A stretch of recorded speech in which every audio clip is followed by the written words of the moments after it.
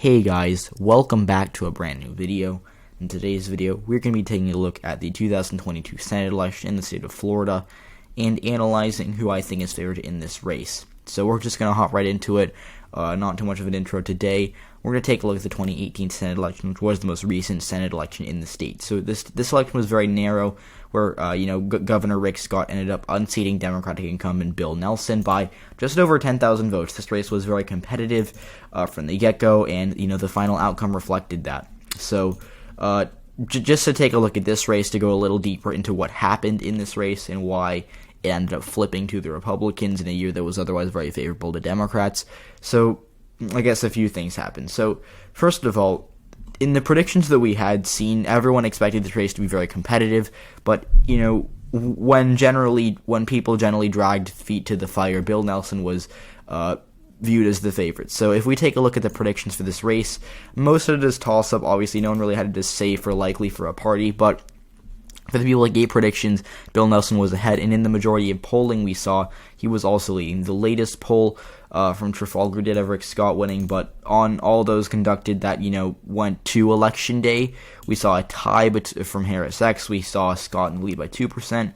We saw Nelson in the lead by 2%, or by 4% rather. We saw Scott in the lead by 4%. We saw Nelson winning a Quinnipiac poll by 7. We saw Nelson winning an Emerson poll by 5. So in the majority of polls, as you can see here, Nelson was ahead, and he actually had a really good stretch in October from, in between the 16th and the 29th. He did not trail in a single poll, and there were a lot of polls conducted, so that was impressive on Nelson's part. But when we take a look at this race, I view this race as a race that I think the Democrats really should have won, and I say that for a few reasons. So first of all, Rick Scott ran a much better campaign than Bill Nelson. Bill Nelson's campaign was not at all one that I think he should have ran. I don't think he tried. Based on what I've seen, I think that Nelson thought he was a shoo-in to win re-election when he clearly was not in a state that voted for Donald Trump 2 years prior. Nelson, I think, expected to be carried by the Democratic wave that, happened elsewhere in the country, but Florida, as we know, is generally immune to waves. And, we've seen in the state of Florida that, parties are more likely to win elections there in wave years that go against them than other states, because Florida generally is pretty independent in terms of politics. In 2020, it was a year that shifted towards the Democrats relative to 2016, but Florida was a state that shifted more towards Republicans. So it's certainly going to be interesting to see how it trends in 2022. That's why, you might not expect this race to be competitive in 2022 because of how unpopular Joe Biden is, and because the Republican Party's really just at a higher point than the Democrats are right now. But it's important to not count Florida out, because even though it seems like Marco Rubio is going to cruise to re-election, I think it could get interesting. I'm not saying he's going to lose. I definitely think he's favored.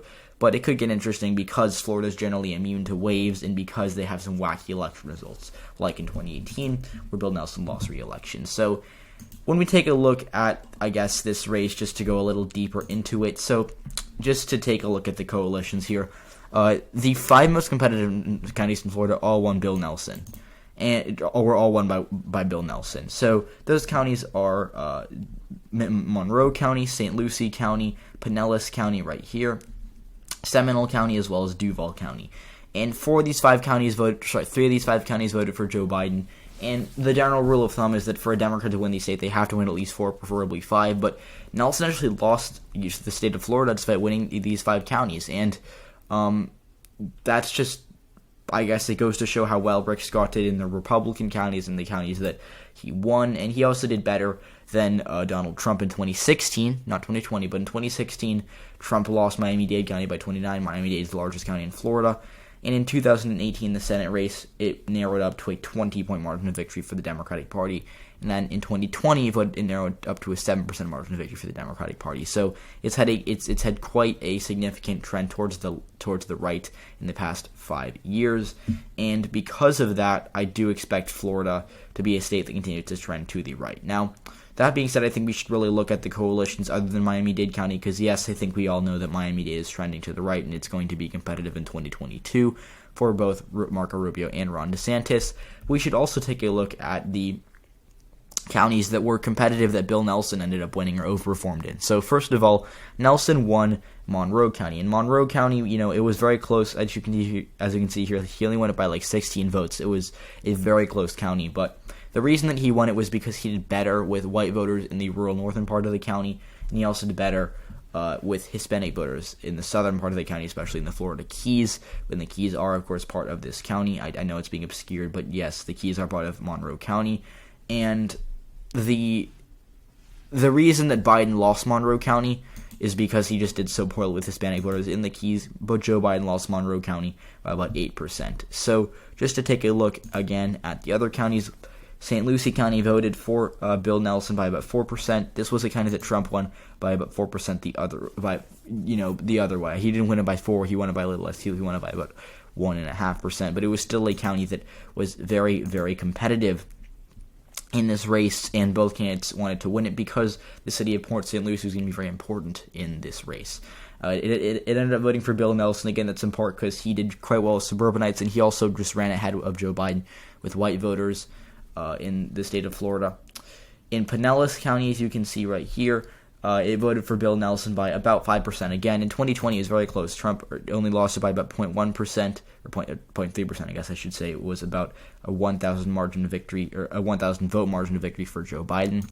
And again, Pinellas is essentially suburban Tampa. It's home to St. Petersburg. It's home to some cities like Pinellas Park that are outside of Tampa that are predominantly white. The city of St. Petersburg itself has a significant black population, but the areas outside of Pinellas, to visualize, there are older voters who went to college who identify as white. And so those voters are generally quite competitive. They might have voted for Republicans in the past, but we're seeing more and more white college-educated voters start to shift towards the Democrats. And because of that, Pinellas County has been competitive. It's been competitive for a while, but Joe Biden, it voted for Joe Biden despite him losing the state by well over 3%. And in the past, Pinellas actually used to vote to the right of Florida or kind of with Florida, now starting to vote to the left of Florida. As you can see, 2018 it voted 5% to the right of Florida, or to the left of Florida in the Senate election. 2020 it voted 4% to the left of Florida in the presidential election. So this county is going to keep being competitive when Florida's state is trending towards Republicans. Seminole County is similar. It's outside of Orlando. It's a county that is competitive consistently, but Bill Nelson, he was the first Democrat to win at the Senate level, I believe, running against competitive opposition, of course, in a very long time. And he won it by about 2%. In 2020, Biden won it by a little less, as you can see right here. He won it by a little more. My apologies. He won it by about 3%. And Seminole County was supposed to vote for Donald Trump. At the presidential level, it's been very Republican. At the congressional level, it's been different, but at the presidential level, it's been very Republican. It voted for Bush, voted for Trump the first time, voted for Reagan. Voted for Republicans dating back to even FDR. So, Joe Biden winning this county was quite important, but it didn't obviously mean anything in the state of Florida because he lost the state as a whole because he did so poorly everywhere else. And then the last county is a county that I think is probably the best county in terms of trends for Democrats in Florida. It's Duval County. Duval, home to Jacksonville and its suburbs, has been a Republican county for a while, but in 2018 it flipped to the Democrats, and in 2020 Biden won it. In 2018, in that Senate race, as I mentioned, flipped to the Democrats. Bill Nelson won it by about 2%. Joe Biden actually did better in Duval than Bill Nelson, despite the fact that Bill Nelson did much better in the Panhandle than Joe Biden did. And so, yes, the counties that the competitive, I think 3 of the 5 competitive counties, or 2 of the 5 actually, Biden did better than Nelson in 2 of those 5 counties, those being Duval and Seminole. But that doesn't necessarily mean that Florida as a whole is going to start, to have rapid shifts towards the Republican Party. I think it's getting more Republican. I think it's going to vote for Republicans consistently at the presidential level, at the Senate level, at the governor level, but there are areas of Florida that are trending towards the Democrats. Like, I think, maybe 10 years in the future, the Republicans are just going to draw the Democrats a vote sink in Jacksonville, for example, at the congressional level. And, maybe if Pinellas keeps trending to the left, we'll see 2 safe Democratic districts in Tampa. Or if suburban Orlando gets really blue, we might start to see suburban packs in Orlando and not just Miami. So I do think that the Democrats have a bit of work to do in Florida. quite a lot of work to do, I guess I should say, but they do have areas that they can build off of. And, they're doing poorly in Miami-Dade, but I want to just take a look for this video in the counties in Florida that are trending towards the Democrats, because I think it's important to look at the demographics.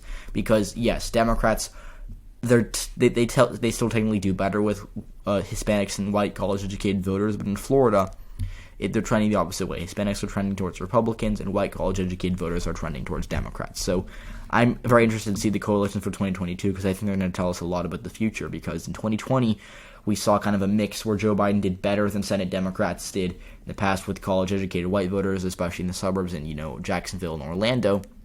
But he did much worse with Hispanic voters in the southern part of the state. So we're going to have to see where this election is headed. But I do think Marco Rubio is going to win re-election if we take a look at the 2016 Senate election in Florida. Right here, Marco Rubio, who's running for re-election now, beat Patrick Murphy by about 8%, and he did very well in all of Florida. He even won Hillsborough County, which is home to Tampa. And so in 2016, Marco Rubio ended up losing Miami-Dade by about 11, which was a very good performance for a Republican at the time, but Trump did even better than him in 2020.